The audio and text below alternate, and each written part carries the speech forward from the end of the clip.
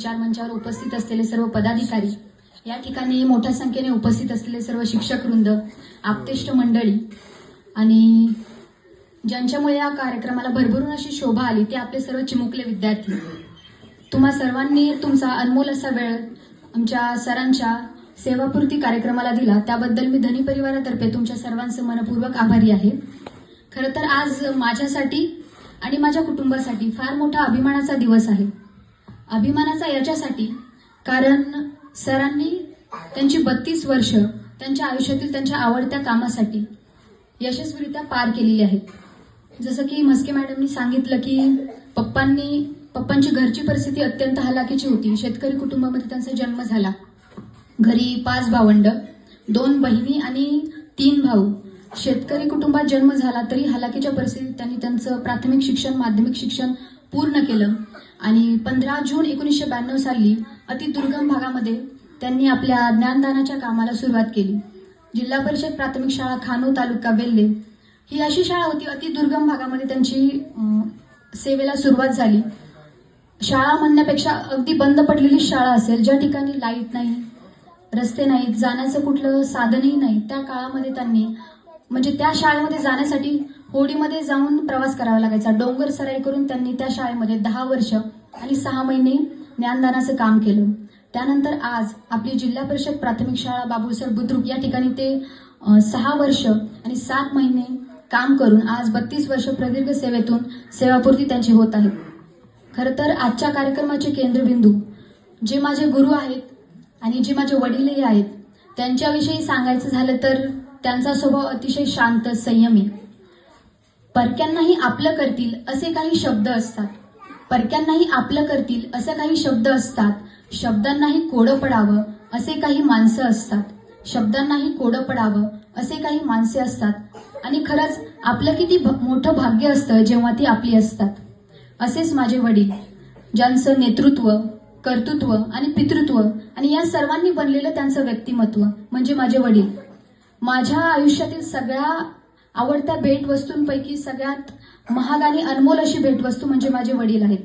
खरं तर असं म्हणतात की 100 शिक्षकांपेक्षा सरस आपले वडील असतात, श्रेष्ठ असतात आणि मला याचा खूप अभिमान वाटतो की जिल्हा परिषद प्राथमिक शाळेतच तांदळीतच माझं शिक्षण झालं आणि 4 वर्ष माझे वडीलच त्या ठिकाणी होते आणि 32 वर्षाच्या प्रदीर्घ अशा ज्ञानदानाच्या काळातून आज ते निवृत्त होत आहेत। पप्पांबद्दल विशेष अशी गोष्ट सांगायची म्हणजे त्यांना गड किल्ले भ्रमंती भटकंती, नवीन ठिकाणे एक्सप्लोर करायला फार आवडतात। तर इथून पुढे ते सेवानिवृत्तीनंतर त्यांच्या आवडते छंद जोपासतील। निरोपाचा हा दिवस आज ना उद्या आपल्या प्रत्येकाच्या आयुष्यामध्ये येत असतो, तो कोणालाही टाळता येत नाही, त्याचा आनंदाने प्रत्येकाला स्वीकार करावा लागतो। म्हणूनच आजचा हा निरोपाचा कार्यक्रम अश्रूंचा मेळा न बनता अविस्मरणीय आठवणींचा सोहळा बनावा असं मला वाटतं। सरांनी फार मोठा काळ आपल्या कामासाठी दिला। त्यांचे बरेचसे विद्यार्थी आज इंजिनियर, डॉक्टर, सरकारी अधिकारी म्हणून आपापल्या क्षेत्रामध्ये काम करतात। म्हणून येथे उपस्थित नसलेल्या कितीतरी विद्यार्थ्यांच्या वतीने मला म्हणावंसं वाटतं की आजचा हा दिवस सरांचा निरोप समारंभ नसून त्यांच्याप्रती कृतज्ञता सोहळा आहे। आदरणीय सरांनी विद्यार्थ्यांसाठी तन मन लावून कार्य केलं। केवळ नोकरीमधून त्यांनी ही जबाबदारी पार पाडली नसून आपल्या जीवनाचं एक ध्येय म्हणून त्यांनी आपली सेवा पूर्ण केली।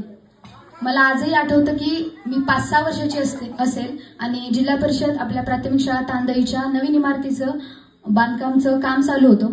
त्यावेळेस आपला काष्टी आणि तांदळी पूल काही बनला नव्हता, तर पप्पा रात्री बेरात्री बंधाऱ्यावरून, सायकलीवरून किंवा होडीमधून प्रवास करून शाळेच्या इमारतीला पाणी बांधण्यासाठी जात असायचे।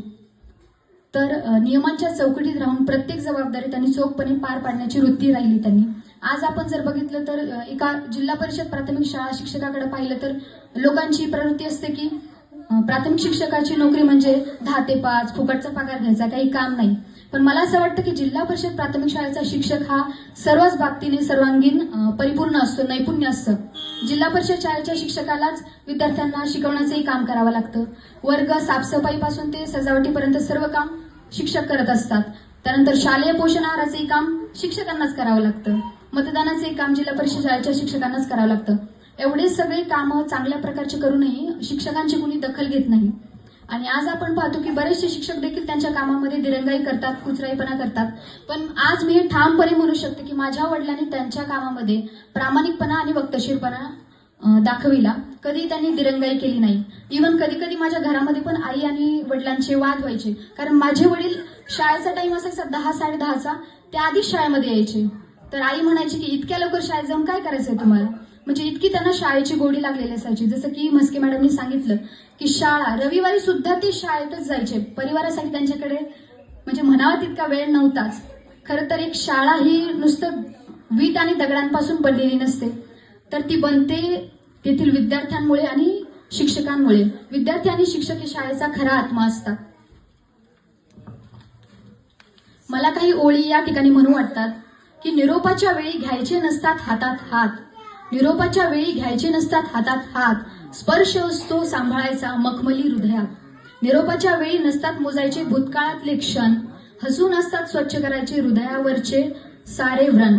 निरोपाच्या वेळी जराही व्हायचं नसतं निराश, मनापासून घ्यायचा असतो शुभेच्छांचा प्रकाश. निरोपाच्या वेळी फक्त एवढंच असतं करायचं, समोरच्याच्या डोळ्यातलं पाणी आपल्या डोळ्यात घ्यायचं असतं. खरं तर आज पप्पांचा वाढदिवस देखील आहे आणि मला माहित नाही की मला परत कधी ही संधी मिळेल की नाही त्यांना असं बोलण्याची.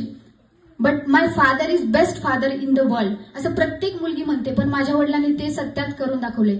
आम्ही 3 भावंड आहेत आणि वडिलांना कुठलीही गोष्ट मागितली की पप्पा ते वेळेच्या आधीच आम्हाला हजर करून दाखवायचे. लहानपणापासून चांगल्या प्रकारचे संस्कार आमच्यावरती त्यांनी बिंबवले आणि आज आम्ही आमच्या आपापल्या क्षेत्रात जे काही शिक्षण घेत आहोत ते फक्त आमच्या आई वडिलांमुळे आहे. आणि 32 वर्षाची प्रदीर्घ सेवा पप्पांनी केली आहे, ती माझ्या आईच्या साथमुळेच केलेली आहे. तिने जर त्यांना वेळोवेळी